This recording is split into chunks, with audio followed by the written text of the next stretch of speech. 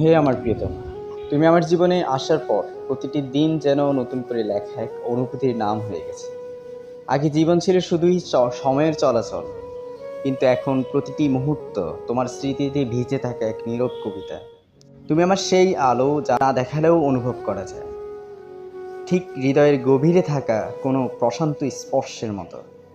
আমি তোমাকে ভালোবাসি কোনো বড় প্রতিশ্রুতির ভাষায় নয়, বরং ছোট্ট ছোট্ট অনুভূতির ভিতর লুকিয়ে থাকে এক অদৃশ্য সত্য হিসেবে। তোমার নাম আমার কাছে শুধু একটি শব্দ নয়, এটি আমার প্রতিটি দোয়ার ভিতরে থাকা সবচেয়ে সুন্দর উচ্চারণ।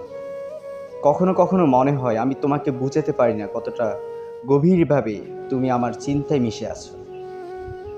কিন্তু সত্যটা হলো, তোমাকে ভাবা আমার কোনো চেষ্টা নয়, এটা আমার স্বভাব।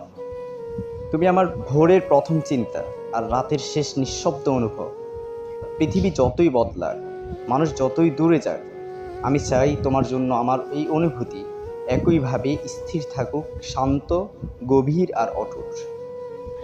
যদি কোনো দিন সব কিছু হারিয়ে যায়, আমি চাই তোমার জন্য আমার ভালোবাসা থেকে যাক একটি নীরব প্রার্থনার মতো, যা কখনোই শেষ হয় না।